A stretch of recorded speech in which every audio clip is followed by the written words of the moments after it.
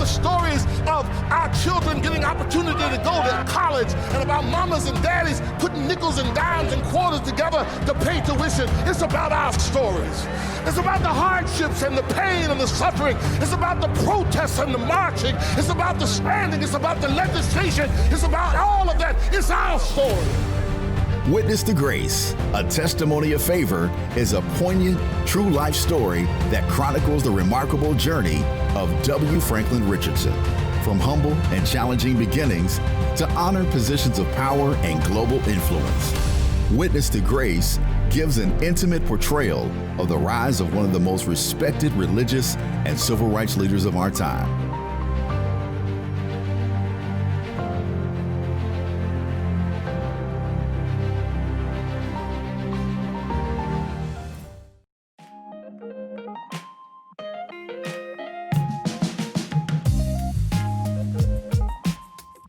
Let me welcome everybody to this conversation that I'm having with a very distinguished friend of mine. Let me introduce myself for those of you who may not know me. My name is Marvin Frank Thomas Sr. I am the presiding bishop of the Second Episcopal District of the Christian Methodist Episcopal Church. And I'm so delighted this evening here where I am, the day before Thanksgiving, to celebrate Thanksgiving, pre-Thanksgiving, by having a conversation with Dr. W. Franklyn Richardson, and who is the pastor of the Grace Baptist Church. And we're here to talk about this tremendous book that he has just finished writing, the book Witness to Grace, a testimony of favor. And I have to say to you, Dr. Richardson, before we move any further, I want to thank you for it, for your testimony to favor. And it is so interesting that it enabled me to connect in a way, which said to me that though we have known each other in recent years, that our journeys have been similar. And as we talk this afternoon, I might mention just a couple of things that I saw here that just kind of resonated with me. But just delighted to have this conversation with you, and honored to have the privilege of working with you with the Conference of National Black Churches, and really appreciate the stellar leadership that you are providing, and how you work well with our president, Dr. Jacqueline Burton.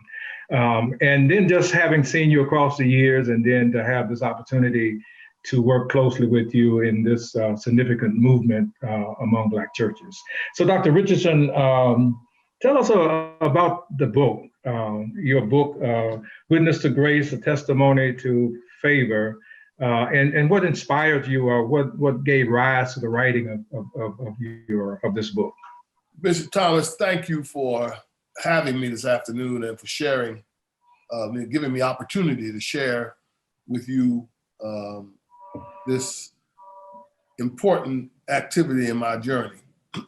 The book was, I got close to the end of my, I had surgery a couple of years ago. And one of the things that having surgery and serious surgery causes you to do is to reflect on your life, and reflect on think about where you've been and what happened and who's responsible for it, right? And so in my reflection, the dominant thing that rose from my thinking about my journey was the presence of God's grace. And I do not mean grace in a narrow sense, but grace in a cosmopolitan sense, meaning that if we are human beings, we are the recipients of grace, because the thing that sustains human beings, we did not earn or create. Life itself is a gift of grace. And the things that sustain life, like the sun, the moon, the stars, the wind, the rivers, the birds, all of those things, our parents, none of us bought our parents, we are gifted with our parents. So we are sustained by a larger idea of grace. And as I began to reflect on that, I thought it was important for me to jot my testimony and to do it for the purpose of sharing my journey with those who I've been sharing with, but also those who come after me, because I've benefited from those who've gone before me. Mm-hmm. And so it was important for me to stop and sit down and codify what has been a marvelous gift of God's grace made manifest in my life. And so that's where the embryons of the book rose from this sense of wanting to revisit for the purpose of passing on and offering explanation for how God has blessed me in so many ways. Thank you, Dr. Richardson. Thank you so much. And when I saw the book and its title, then I have to confess that it was a deeper read than I thought. I've not had the opportunity to do the deeper dive yet, but just in skimming the surface, I just have to say that you both speak grace and you live grace. And then by God's grace, God blessed you with a grace. Yeah. And your ministry. So you can't get away from grace. No. You cannot get away from grace. And so thank you for following the lead of the Holy Spirit and putting your testimony in writing and as one of the great preachers would say, and leaving it in the entombment of print that it might be raised by others across the years, across the span of time, and that you and your witness will live on beyond you, beyond I as well. Would you talk about some of the themes that you hit on in the book, and kind of what may have prompted you maybe to? Well, one of the fundamental issues was, in this life of denominational activity and engagement, there are peaks and valleys, and sometimes the peaks are often seen and celebrated, but the valleys need to be explained. And so I start the book by reflecting upon what probably was one of the most deepest professional emotional encounters. When I had served for the General Secretary of the National Baptist Convention for 13 years, and for all those aware, a kind of nurturing was done by the former president. He had been the president for 29 years. I served with distinction for 13 years and set up the platform for the future. And I had what appeared to be an undeniable majority to get elected. But unfortunately, the night before the election, my colleague who was running against me, his group went in and contaminated the computers. And consequently, he won by 24 votes in this corrupted circumstance. I cannot even today describe the depth of despair that I felt as a result of that betrayal. And it was a betrayal because I never felt that I had to be president at that time. I asked the Lord to lead me and guide me. And one of the things I discovered, the Lord did tell me I should run, but he didn't tell me I was going to win. Yes. And so that disappointment caused me to begin there, because I wanted to open up to an authentic witness. I didn't want to write just to talk about my peaks. We all got peaks, and peaks are self-explanatory. Right. The strength of life is found in how you manage your pits. Yes, sir. And your valleys, not how you survey the mountains. And so I began with that's a fundamental thing, opening up to the flaws that somebody else could benefit from. Consequently, when I look back now, I see that God was in charge and it was in my best interest that I did not take that position. But I couldn't see that now. You know, we go down the road looking and aspiring by faith, but we can't see grace looking down the road. You can only see grace looking back over your shoulder.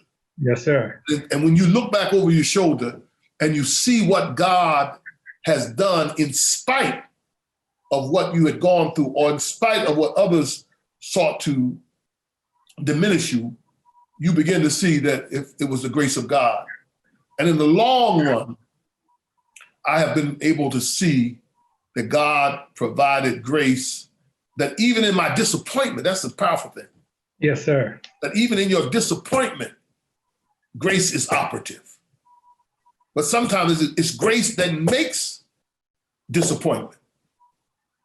I'm not sure that the pandemic is not an expression of God's grace. Yes, sir. That the pandemic itself may be God saving us from the road that we were traveling of economic, social, ecological destruction, the distribution, imbalanced distribution of wealth, the false boundaries between nations and people, class and race. All of these things may have been the foretaste of global destruction. Could it be that God was calling us to a reset, that we might fix what is broken and see for ourselves the vulnerability of human life? I've never seen life as vulnerable as I have during this pandemic. So all of this may have been an expression of grace, which is to say that grace functions to achieve the purposes of God. I'm wondering, as we look at, and you've been so involved, and you're still involved with the Conference of National Black Churches, what do you think is our role and our responsibility to helping people see the evidence of grace, even in this moment that we're in now? I think it's an awesome responsibility that's placed on the church, and that the people are anxious to hear it. We have a burden to help identify the presence of God's grace in this moment, as trying as it is, in this moment of deep health concerns brought on by the virus, great economic collapse challenges that we're going to face as we go into this winter, people trying to pay rent that they cannot pay, inadequacy of food, the lack of jobs. All of that is before us. And then the racial tension that is on a rise. The church is going to have to offer a voice of hope that people can be sustained through this difficult hour. We're going through a very difficult hour. And it's going to have to be the church and the pastor and the preacher is going to have to be the voice of hope. And we're in the Advent season. And Advent is an embodiment of hope. It's an enrichment. It offers the capacity to rise above circumstance, to grasp something greater and something more powerful than what we are going through. And the church is going to have to be the messenger of that to a hurting global village. You know, you spoke of the Advent, and the thought just occurred to me that there's always something unique about God's timing. Yes. That in this moment of so much tension, that here comes Advent. Yes. That Advent shows up, and Advent invites us to look forward. Yes, sir. Yes, sir. To look forward, but how do we as a Black church help our preachers who are too busy looking backwards to understand that this is the season of looking forward? Yes. And that we know from the record what looking forward will do. And so many have been zapped of their energy and their enthusiasm and their hope Holding on to the past. Holding on to the past. And maybe I'm wondering, how do we help them release themselves from the notion that this pandemic and all of the things that are associated with it, that they are not personal burdens that you must bear alone. Yes. That collectively, as a church, as a community, all of us are called to bear them together. And if we bear them together, then the looking forward and moving forward is not as difficult. I think we're gonna have to share that message that you just said. I was looking at talking about Advent. I was looking at a passage earlier today, that Isaiah passage 9 and 7, where unto us a child is born. Yes. But preceding that verse is the issue, and people who walk in darkness have come to light. Yes, sir. In deep darkness, light is shown upon them. Yes. What that passage declares, it's really celebrating what God has already done. So one of the things that we have to do is to lead people to celebrate what God has already done. In the face of this pandemic, look back and see what God has already brought us through. Yes, sir. And that's the first thing. And then the other thing the text says is that not only is it a celebration, but it is acknowledgement that God is functional in this moment. God has not abandoned his creation. He's not an absentee landlord. He's still here. Yes, and sir. we have to reach out to own him and affirm him and thank him for such. And then what is most powerful in that text, that Advent passage, it says that that unto us a child, in other words, unto us a child is given, is the sign of hope. The child given is a sign of the future. Yes, sir. What God is going to do in the future. So we have to lift ourselves out of the milieu of this moment and affirm a God who is waiting to take us to another place. And that this disappointment is temporary. And that we will rise above this. And we have to proclaim that what we need to do is we need a big dose of hope. Yes, sir. An infusion of hope is what we're standing in need of. And I think if we can get that, and the only person who can deliver that, there'll be some people delivering vials of the vaccine. Yes, sir. But only the church will be able to deliver the vials of hope that will need to be matched with the vaccine. Because all of our problems will not just be our temperatures. Yes, sir. It will be sociological, economical, psychological, and theological. And we will have to go forward. So I think God's given us the tools.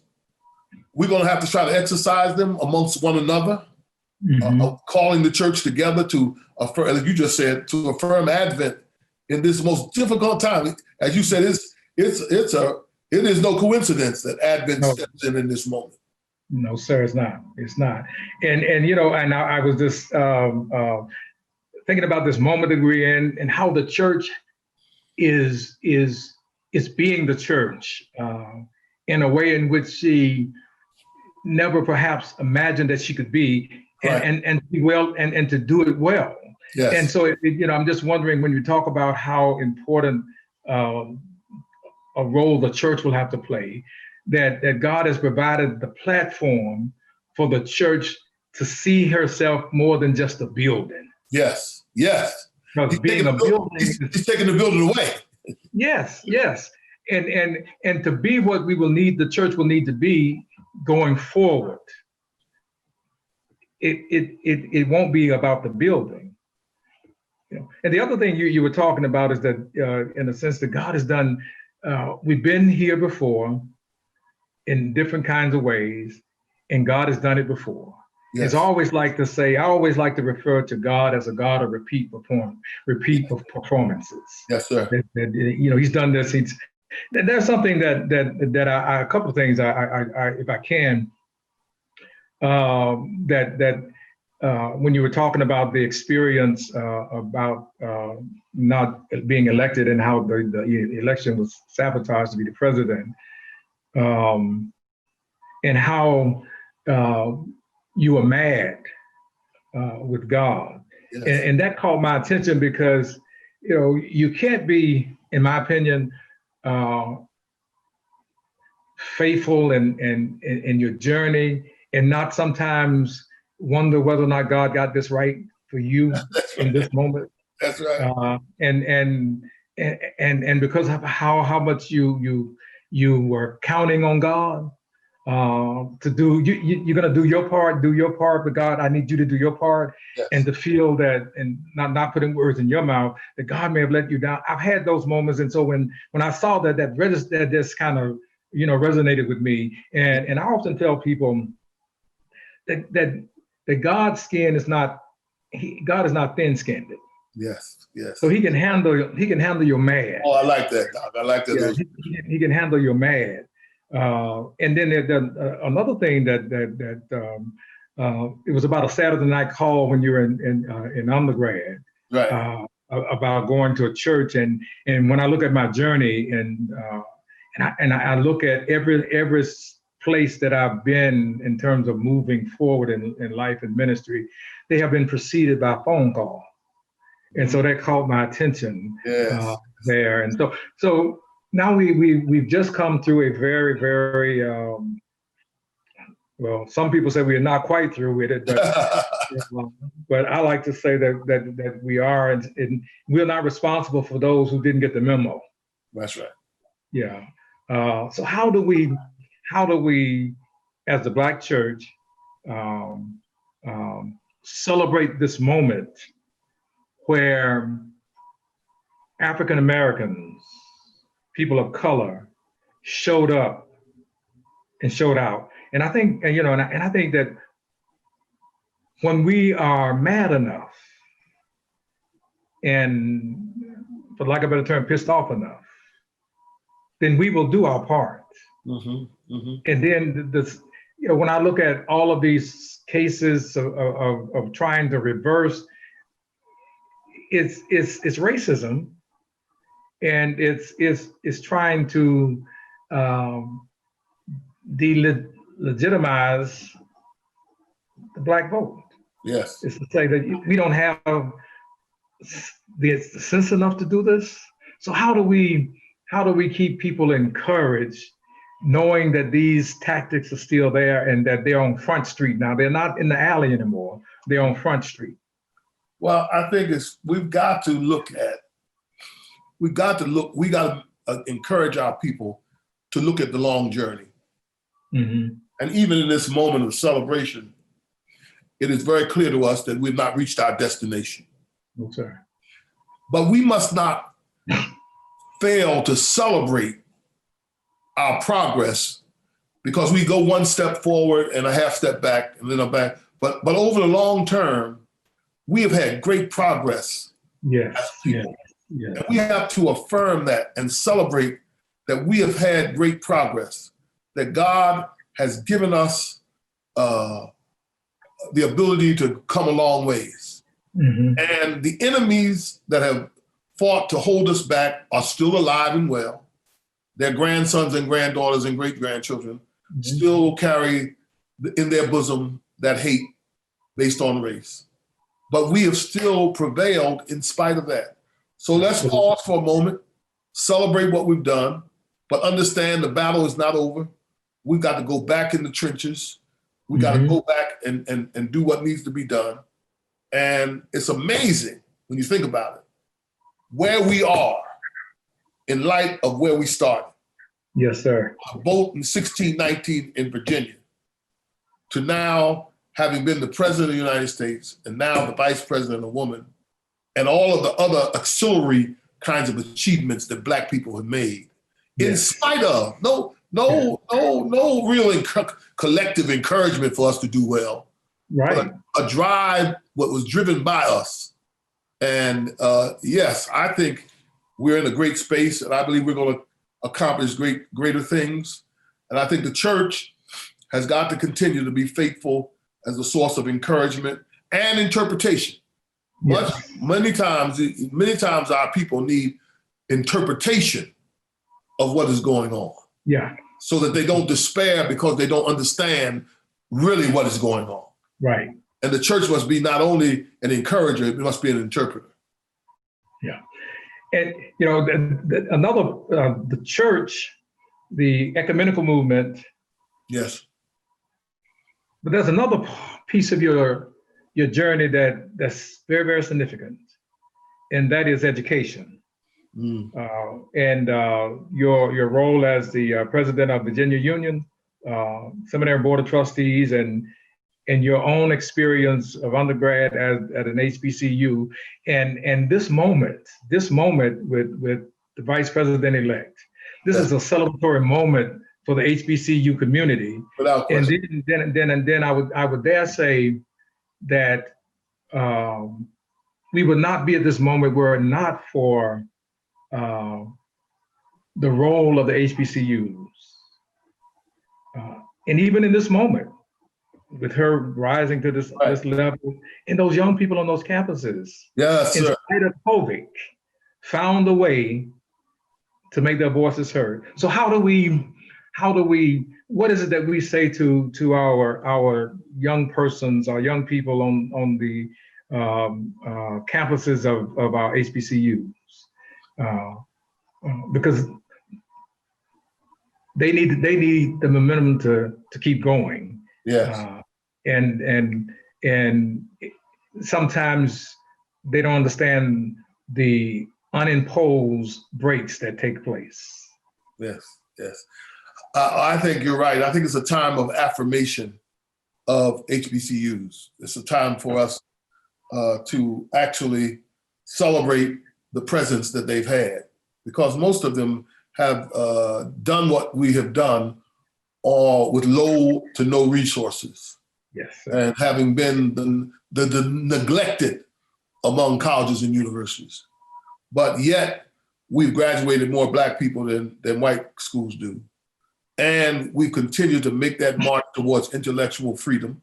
Mm-hmm. And we continue to organize and repair. The greatest thing HBC does is repair the damage to our self-esteem done by living in this racist culture. Mm-hmm. Black people, if we didn't have the healing spaces of HBCUs, we would be totally victimized by the hatred and race and systemic rejection of American culture. But for many African-American communities, African-American people, they've only been sustained by the renewal that comes from HBCUs, who pick up broken aspirations, damaged self-esteem, and cocoon them back into the mainstream, and out of them evolve great minds in every field and great leaders in every area. So there is a great role for HBCUs to play, and we must take this time to strengthen them. I'm glad that Kamala Harris is in the White House, but so she can be the lead advocate for the reinforcement and rebuilding of these institutions. And she will have an understanding that she has a debt to HBCUs. Yes. The organizing of the Noble Nine, the sororities and fraternities, and all of the campuses got behind and mobilized that vote and raised that challenge. I think she'll do all she can to help. So I'm very optimistic about the future, even though I know we have a ways to go. And I need to tell that to our young sons and daughters. And when they read my book, they'll see that I began at a very marginal and limited potential. I entered in Virginia Union as a conditional matriculant. I couldn't read. And they put me in a remediation for a year, said, if you can make it a year, we'll let you stay. I stayed, went on to Yale, went on and finished my degree at United, a doctor's degree. And then 35 years later, after all the travel around the world, I'm the chairman of the trustee board. A conditional matriculant now signs every degree of everybody who graduates from the university. That is a sign of favor. That's an indication of God's grace. And I say that for them to not measure where you're going by where you are right now, but be faithful where you are. And it's no telling where you can go. Dr. Richardson, here again is that moment that we share. When I graduated from high school and The only school that would admit me was Stillman College, and they did it on condition. Ah, Remedial programs. ah, And I mean, from remedial program, from getting admitted on condition to the president of a seminary to a bishop in the church. my God, that's my story. You know, yeah, we share the story and I owe a great debt Yes, to Stillman, and I make sure that I'm paying on it yes, sir. all the time, Yes, sir. all the time. But you know,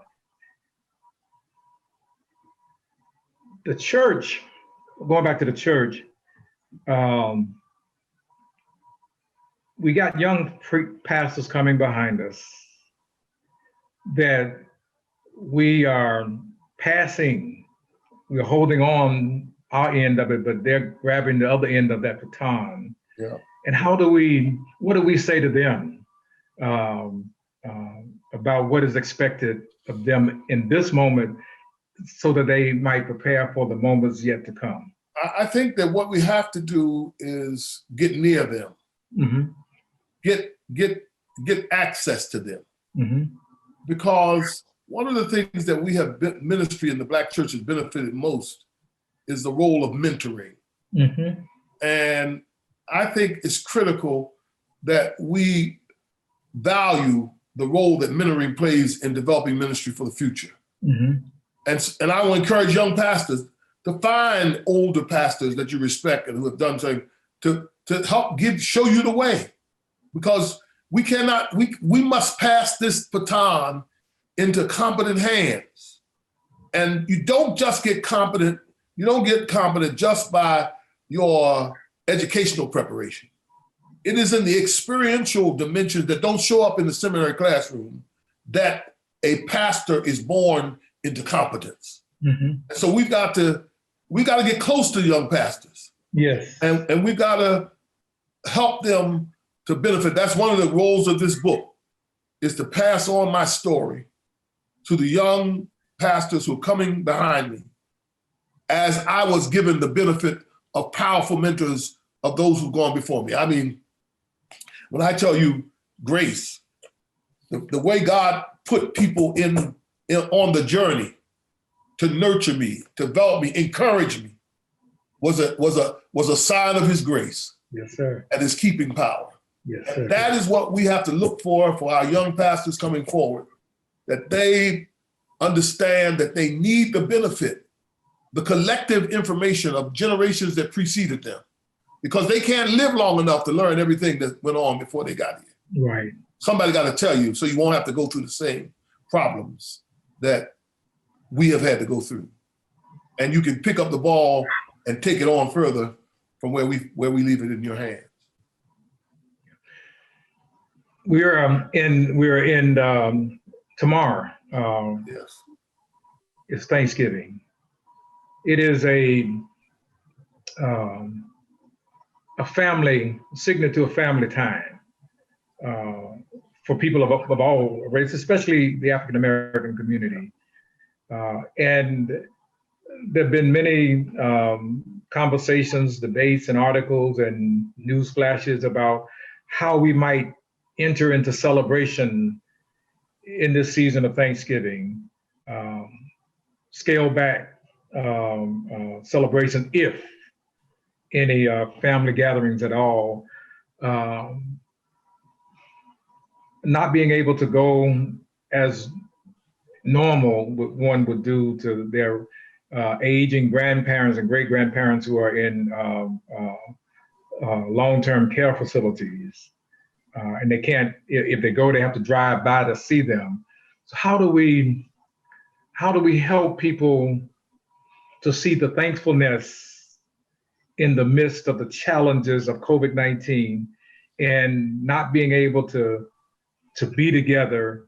How can they find togetherness in being spaced apart? Mm-hmm, mm-hmm. Well, I think we're learning how to handle distance Mm-hmm. In our relationships, in our worship. I mean, that's the first place we're seeing it.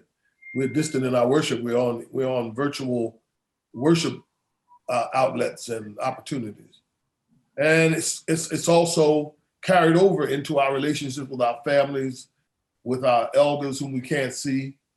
As I said, the pandemic is causing us to see some things that we never saw before, to value some things that we undervalued. And some of us didn't value the opportunity to visit grandmom and grandpa when in a different time. And having it taken away has all of a sudden lifted its value and its importance. And so that's in some ways, that's a good thing. Yes.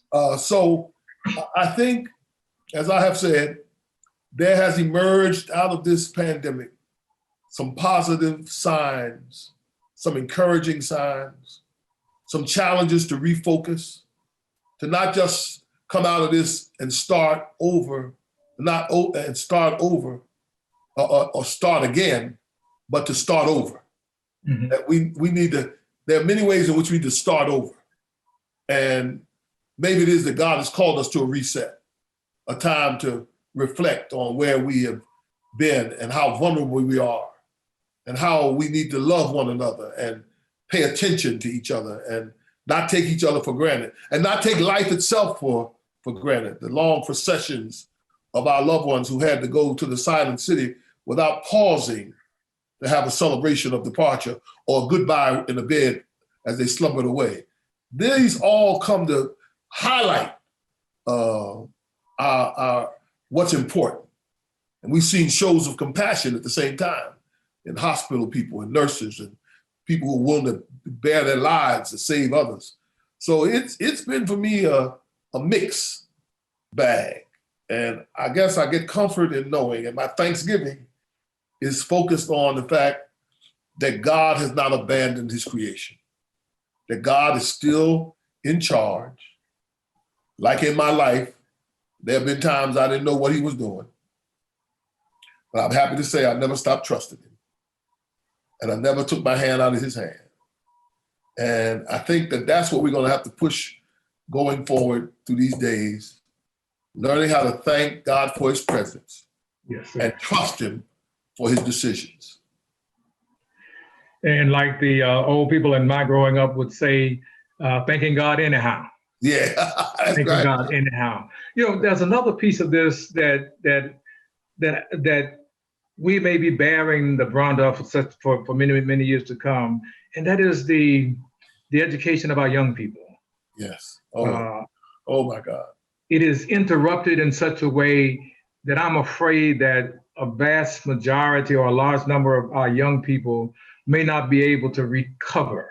Yes. Yes. And you know, we're grateful to God for the teachers who keep trying to do it. You know, they go to a classroom one day and the next day they got to go back home and do it from a computer, but they stay in there. They hang in there. And I was talking with the preachers in my Episcopal district, and I thank them for in the midst of all of this, just like teachers, they keep showing up. Yes. They keep showing up. No matter the platform, they just keep showing up. And I think that that's the message that, you know, we have to keep getting out there is to thank them for just keep showing up, and thank the children who don't even understand it. You know, they don't get to play like they once did, but they'll have that day again at some point. But how do we encourage our teachers, and how do we encourage our parents who now are forced to be partners in their children's education when they left it to the educators, the professional educators, but now they have been forced to be partners? Well, you hit the nail right on the head. I think that's the greatest thing I fear is the shape of our young people after we get through the pandemic. Yeah. And I think we in the church are going to have to fight for the resources to accelerate the repair to the educational process. We may have to fight for resources. We may have to fight for schools to stay open through the summer to catch up. We must own the fact that our children are going to be behind after this pandemic. No, there's no question about that. Right. And in many cases, Black children were already behind. Yeah. And this compounded the situation. So if we're going to have a future, we've got to fight that the people in charge and the resources in charge of the resources must make them available for the repair of the children who have been the subjects of neglect because of the pandemic and whose education has dropped to a low level of achievement. And so I think that's one thing that we as pastors are going to have to do. We're going to have to step in and fight for the future of our children when this pandemic closes down. It's going to take accelerated activity to make up for what we've lost. Yeah. And the president-elect talked about his wife being an educator.